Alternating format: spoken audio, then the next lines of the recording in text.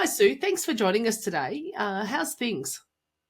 Really well, thanks, Paul. I've been doing a lot of travel, but I'm home now in Western Australia for about the next 3 weeks. So it's a nice chance to catch up with family and friends. Oh, fantastic. So, travel for work or pleasure or both? Mainly for work. So I've been traveling internationally, but also nationally. So I go over to Victoria and to Queensland for about a week each month doing animal fun workshops with early childhood educators and kindergarten teachers. Recently had a big trip to Belgium where I was presenting at a couple of international conferences, and the next one is in Switzerland in October. So I'm presenting. Wow. Wow. So, you really are global. We are global. We've been translated into several languages. So we've got reps, in Italy, in Brazil. We've been translated into German, Dutch as well. So lots of international travel. Wow, that's fantastic. And it's so great to hear. So, not only you travel obviously nationally, as you're saying, and then also internationally and do what you can. That's Yes. fantastic. Look, as you know, our topic today is improving the motor skills and social skills of young children. To give the topic context, what is your assessment of the current state of motor and social skills with children today? Well, I think what we're seeing is a really gradual decline in particularly gross motor skills. So, balance, upper body strength seems to be really lacking in young children today. Social skills, we're seeing a lot of increase in anxiety and a bit of that I can't attitude coming in with young children rather than that beautiful growth mindset that you would hope that children of this age would have. Wow, do you think that is linked back to COVID or the way we society is parenting? Is there any sort of trends that you're seeing this stemming from? Well, I think it's a really complex, situation. Obviously, COVID had, a huge impact on ability just to be outdoors and, to be exercising. But I would say it's probably technology and screen time has had a huge impact because, the health guidelines for children aged 3 to 5 is that they should be in front of a screen for less than 1 hour a day. So I'm sure if you think about the children that I would suggest that most children of this age are probably in front of a screen for around 3 or even 4 hours a day. Today? And of course, that is sedentary and it's often Yes. very passive sedentary behavior. So, this is where we start to lose muscle tone, we lose core strength. It doesn't take much strength to tap or to swipe a screen versus, previously, before technology had such a huge impact on our lives, even when children were sedentary, they might be playing with blocks or they might be drawing or colouring in. So they're still using different muscle groups versus just being very passive in front of a screen. Wow. Wow, you forget all the little things that so much, that technology does impact. Obviously, it's good, obviously, about it, but we Yes. also need to be able to manage it and make sure our children are still healthy and well. Look, usually what we do, and I'd sort of sidetrack there, usually what we do is we ask our guests about their journey into early learning, but I was really curious about that assessment and getting that out there for our listeners. Can you share with us, Sue, how your journey into early learning sector started and how you became involved around child development, particularly motor and social skills? Yep, sure.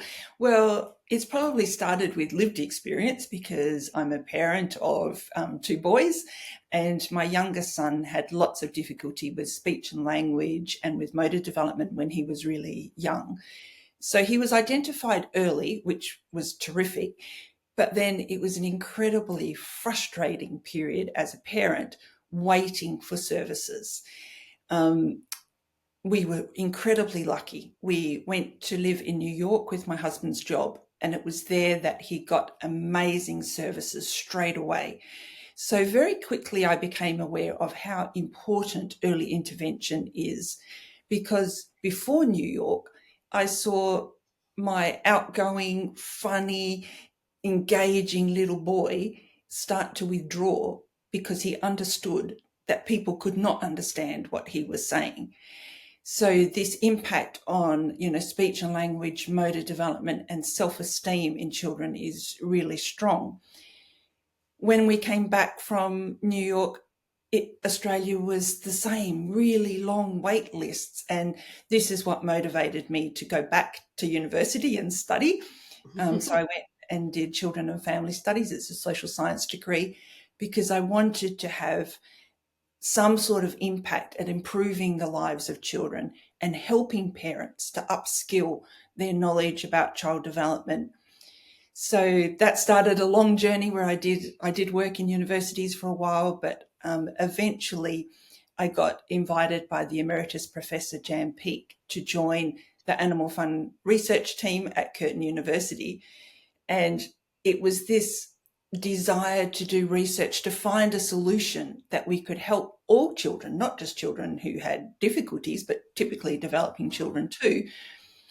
So that really started that journey with doing research at the university. And of course, once you find incredible results, from my perspective, the most important thing is translating that research into practice. Because I don't know about you, but I don't know very many early childhood educators who read academic journal papers. Not And many people do. when you're at the university, you're in that little, enclosed environment where that is your role. It's to publish, what your findings are. So I was really lucky. Like Professor Peake is an amazing woman, and the whole Animal Fun research team supported me to develop what was a little photocopied handbook that we used for our research into the amazing resources that we have to develop training for early childhood educators and to encourage me to disseminate those findings within the sector. So So that's what it started. became plain English. Exactly. And Wow. just using my experience of being the parent, I'd also done quite a lot of work as special needs assistant. I'd been involved in kindergartens and pre-primaries. So a little bit of all of those things, I think, just it became my dream job, really.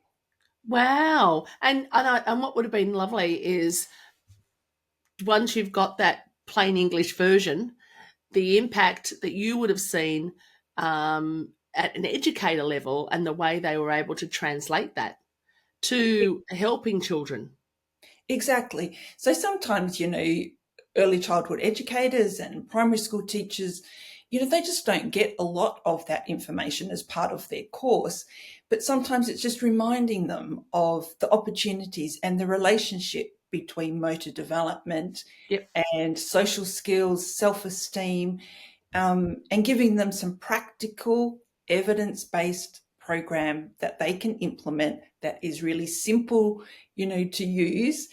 We're seeing incredible improvement, in children. And that is our goal, is that all children will have some basic foundation skills so that when they start formal schooling, they're coming from a really good solid base, ready for learning, versus being behind the eight ball, when they And start. hopefully with a bit of an understanding as to why gross motor skills for themselves, like, not necessarily understand that language, but the movement and the activity, Yes. hopefully they get that as part of that early learning as well.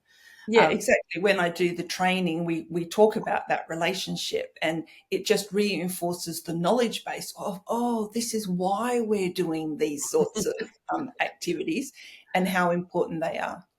Yeah, so if you go into a service, so is that what you do? Basically, go into a service and support them on how to use Animal Fun? Yes, so generally I do professional development training with the educators. So I don't actually physically go in and do Animal Fun with the children myself. Yep, Um, that's the, what you the teach train, those educators. yeah, the training course, it can be a short face-to-face hour-and-a-half session. At the end of that session, they feel really empowered to implement the program because it is just simple, imaginary play with a lot of theory behind it. So all the activities have been designed by physiotherapists or occupational therapists or psychologists. So I explained to the educators that we have thought of the theory. We know which muscle groups we're targeting, or which balance skills or coordination skills or motor planning. You don't need to know that information, but what you need to be able to do is use imaginary play to make these activities come alive, for the children. And I give them lots of ideas of how they can do that. But I'm sure with their skills, they're probably much more creative than I am. I always Yeah, think back to play school there, Sue, going on a bear hunt. Just when talking about animal fun and imaginary play and walking around chasing a bear. Is it exactly. that's as simple as it is, I suppose. Well, it's not that simple, but that's what's conjuring up in my head anyway. That's just a perfect example, Paula, because let's think of going on a bear hunt. First of all, there's the story of going on a bear hunt. So we can be introducing some literacy, reading the story.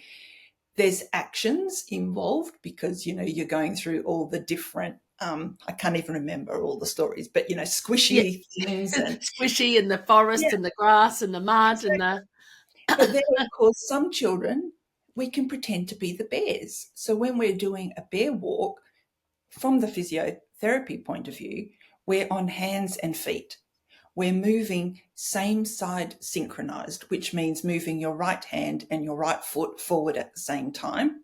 This is the way that bears walk, and the left hand and the left foot go forward. Now, this is the opposite to the way we normally move our body. So we're using a lot of brain work to get that same side synchronized working. It's really, really strong in the core. So it's hard work. You're going to get your heart rate up, but you're also building strength because all your weight is forward on your wrists. So this is sending big messages through to your shoulders, from your feet into your hips. So there's a lot of theory behind being the bear. And of course, you can stand up and growl like a bear. So this is, bringing in that imaginary play. So that was a perfect example. So thanks very much. wow. And that was just me thinking, oh, the bear hunt back in play school. I remember doing that as a child, a Yeah, long time ago. But what's funny, I was wondering how much many of our audience are actually doing that now, the growling and on the floor. Like, because I'm actually thinking that right and left coordination, that's pretty hard. it is hard, and it's strong body work. I remember, years and years ago, I used to do boot camp and they made us do bear walk and it was hard. You really were huffing and puffing.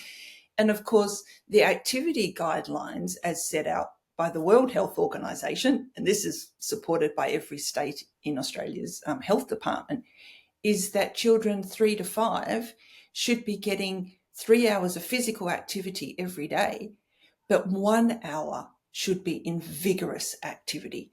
So this is Wow. getting heart rate up, getting huffing and puffing and sweating. So doing things like the bear walk or the crocodile crawl or the rolling activities, all of them in Animal Fun are going to get heart rate up. But it doesn't have to be for an hour at a time, of course. It can just be for really short time segments, 2 or 3 minutes, heart rate About up. the extent of their that the children usually have about 15 minutes where they're really engaged, so Yes, you could do 4 lots of that 15. And even at home, if mum and dads are listening here at all today, you can yes, do it. You have that fun in your backyard or in your house, or it exactly. doesn't, like you said, doesn't need to be the hour. Exactly. Short, sharp bursts for young children is the way to go. Then something moderate, then a little bit of quiet time, and then repeat, So this Rinse, also repeat. helps. Yeah, it helps with their sleep. If they're getting that vigorous activity during the day, they're more likely to be meeting the sleep recommendation, which is 10 to 13 hours of quality sleep, because they're going to be fatigued at the end of the day, versus children who are spending way too much time passively in front of a screen may not be getting the sleep that they need because they're not physically tired, Yeah, enough and to this applies, of course, Sue, right up to teenage years, doesn't it? Like it's, exactly. well, probably even to our ages. Yeah. Um, Well, wonderful things happen in your brain when you move your body, and if you don't use it, you lose it. And even, I'm noticing as I get older, my balance is compromised, so I really do need to keep practicing these skills to keep up strength in my legs and in my shoulders so that I'm not at risk of falls or injury. And, this is true for children too. Yeah, and I suppose what you'll find is with children doing the animal fun, and I love the name of animal fun. I'm going to come back to that moment and ask how that all came about as well. With children learning about animals, they actually love animals. There's, children and animals just, go together. And of course, it becomes fairly, I suppose, that they don't even think they're doing exercise. They don't even think that they're doing something tough. It's That just fun. that's the whole purpose of Animal Fun. So coming back to the name, that was why we called it Animal Fun, because when Professor Peake decided to create a program, this was in response to an earlier study where we saw up to 34% of typically developing children struggling with motor development. And some of the schools who participated in the study came back and asked for support. So we thought, how are we going to make a program that is engaging for children and is going to work? So the premise was most children do love animals, exactly as you said. They have a curiosity about animals. And we thought that most children of this age group love pretend and imaginary play. So if we could challenge the physios and the OTs to design the activities around an animal movement from the child's perspective, they're Yeah. just focusing on being that animal. But we know all the theory that has gone into creating the way that we do that movement. So the premise of Animal Fun is that if you give children activities that they enjoy and they Yep. think that they're fun, they're going to do it more often. Now, one of the kids' favorite activities in the whole program is called dog weeing. What's So it called? Dog? dog weeing. So dog having a pee. So as you can imagine, this appeals to their sense of toilet humor at this Yeah. age. Especially Can for be, boys. yes, exactly. But let's look at it from the physio perspective. 3 points of balance as the child raises the leg out to the side, so the cocking of the leg, they're Yep. working hip flexors, quadricep muscles in their hamstrings, muscles in their core.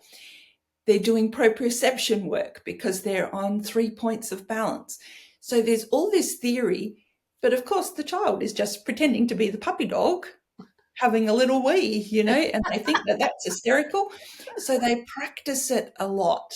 And we see lots of puppy dog behavior for the rest of the day. And it's increased practice that leads to the improvement. And that's what we found with our research. Wow, that's amazing. That's so, and you forget, like, I mean, I just use saying that. My boys did that. They loved pretending to be a dog weeing just Yep. because we had a dog that did that, right? It was Yep. like, so I can imagine all these educators and cinemas now listening to us thinking about how do I get our kids to do this in the Yeah. service? Well, sometimes, there's a bit of pushback because it, can lead to a lot of silly behavior. But when I do the training, I give them an example of, I think we've got 4 different dog activities, dog walking, dog scratching, dog shaking water. And I give them the example of, why don't we make up an imaginary play experience where the children are pretending to be brand new puppy dogs and they're going to come to your puppy dog training school and you're the head trainer. Oh, You're going wow. to take them for a pack walk. Maybe some of them have got fleas, so they're going to have a little scratch every now and again. And of course, when they're out for a walk, they love to find a tree or a pole or something, to have a wee on. Yep. Maybe they get all muddy rolling in the mud, so you have to wash them down and they shake. They do their whole body shake. Yeah. So Wow. one imaginary play experience, and you're targeting, 4 different animal fun activities with all the theory that is behind that. So that's the premise of Animal Fun.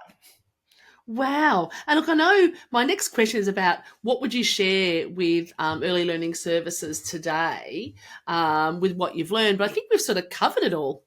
Yeah. Is there anything else that you can think of that would be like a recipe for success or how to get started?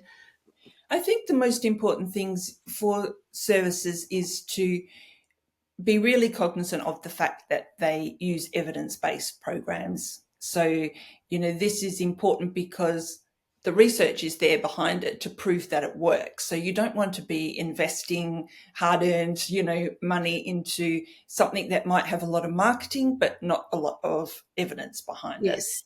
Secondly, it would be most centres have got amazing outdoor spaces, but it's use the outdoor space in a creative, imaginary way.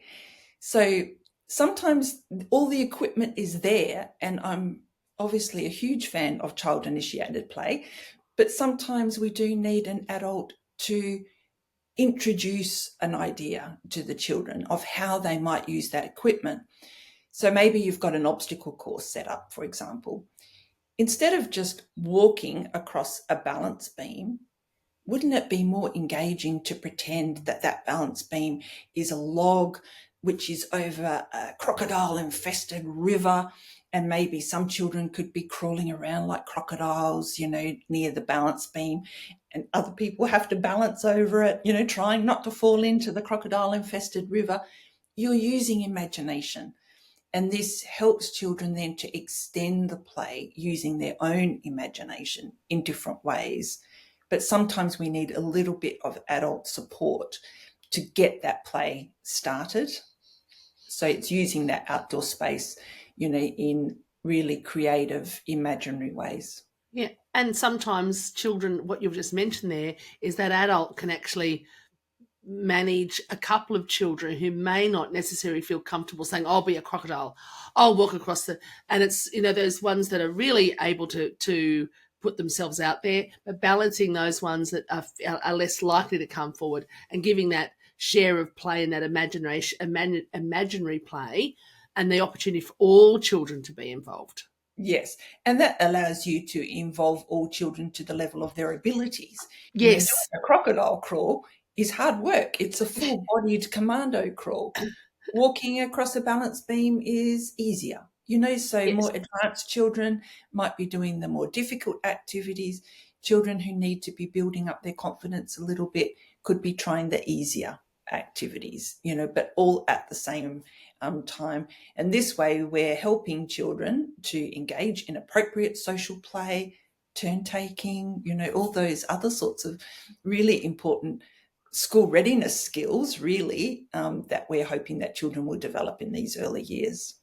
Absolutely. And also this would obviously form part of their ratings, assessment and rating around children and programming and all of that as well. Yes, And making sure that they're meeting those standards or to the rating that they want to be, all part of that quality improvement. Yes. So Animal Fun does meet all of the national quality standards. We offer staff training.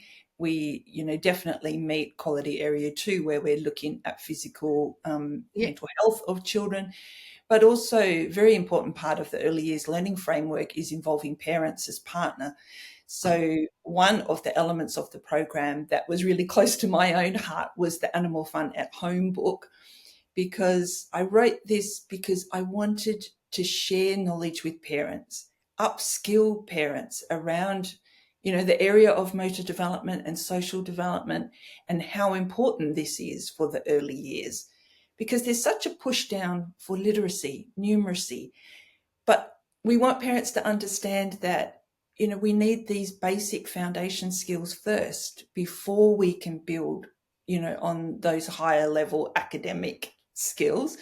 So the Animal Fun at Home book is written specifically for parents, in mind, sharing basic developmental information around the skills that are in the 9 modules of the program, but also giving them some activity ideas to do at home. So this is really important for all those parents whose children are on wait lists for services, for OT, for speech, because there's so much you can be doing at home if you only knew what to do at Yes, home. that's right. And even if once you do the OT or the speech, you can still have fun with Animal Fun. Exactly. Yep. Yeah, It's always. Now, can I ask you, if I wanted to, if I'm an educator or centre manager or proof provider listening today and I want to engage Animal Fun, what would I do? How do I reach you, Sue? Well, we've got a big website, animalfun.com.au. All my contact details are on there. So there's a lot of information about the program. I've also uploaded all of Curtin University's peer-reviewed, published journal papers on the research. There's an online shop so you can see the resources that we have available. For training, the best option is probably to email me. I do have a calendar for Victoria for the school readiness funding menu, also for Queensland for their Kindy Uplift funding. But in any state in Australia, I'm always happy to jump on a plane and come over and do some training for staff.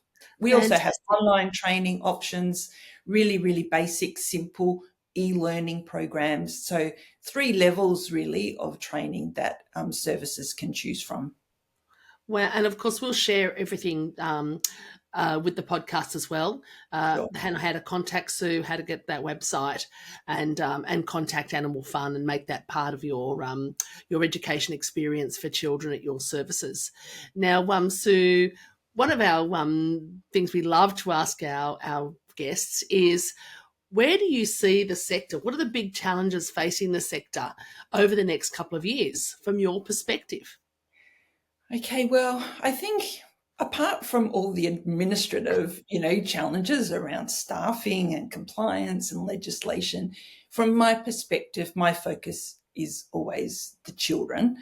And so I think it is, as I said before, looking at making play the centre of the curriculum, upskilling parents, involving parents in the program, but also just being mindful that we need to use these evidence-based programs that are out there.